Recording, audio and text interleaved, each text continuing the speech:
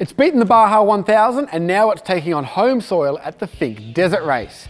This is the Ford Ranger Raptor Off-Road Racer, and today I'm going to give you an in-depth look at what's been modified and, perhaps more interestingly, what's stayed the same, and the latter may just surprise you.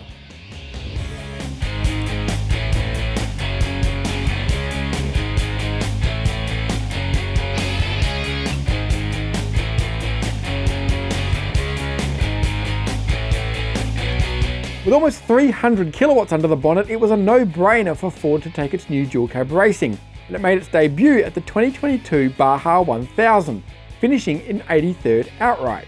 That might not sound too impressive, but that's from a field of almost 300, and everything ahead of it was either a quad, a bike, or a trophy truck. The only real comparable vehicle finished more than 7 hours behind, and then the Raptor drove all the way back to the factory. Now it's taking on the Finke Desert Race, which will actually be happening just after this video publishes, so you might already know the results. Regardless, I say home soil because not only was the Ranger Raptor primarily developed and designed here in Australia, but this race version was built here in Melbourne by Kelly Racing. So what makes this different to the version you can buy in showrooms?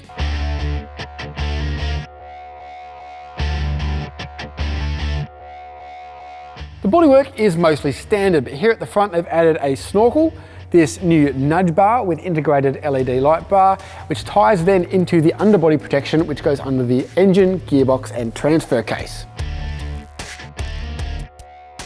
The wheels are Forge 17s from Method and wear 35-inch BF Goodrich tyres, but it's what's behind here that's really interesting.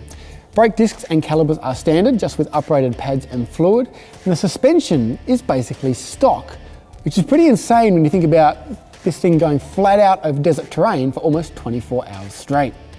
The 35s are the biggest tyres allowed by the class regulations, but despite the bigger rubber, the lightweight wheels mean the race car is 5 kilograms lighter per corner than the road car. The suspension has been tweaked slightly by Fox to allow some height adjustment, but the internals are still as per production. Here along the side, we've deleted the side steps. The rear windows are Perspex.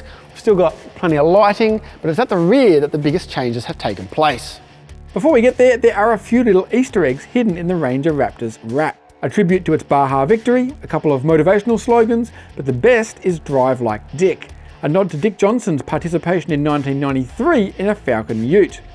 So here at the back, we've got a pair of spare wheels. We've got a specially modified jack for off-road use, spare tail shaft and a 160 litre fuel tank in there, but even that won't last long under race conditions.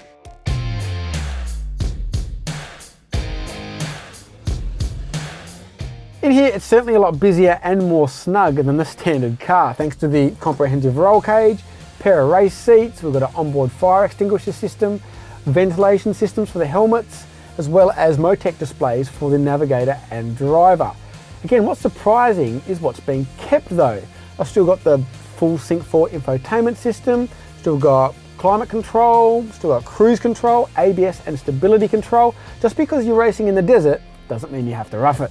As a sign of the attention to detail in this build, the Motec screens have even had their own Raptor intro motifs programmed. A pair of filtration units have also been installed, which pump fresh air into the helmets of the driver and navigator to keep them clear of dust. As mentioned at the top, Finke is taking place in the days after this video goes live, so you may well know the results by now. Hopefully you've enjoyed this quick look at this Ranger Raptor Racer, but now, if you'll excuse me, I'm going to go and try and convince Ford to let me drive it.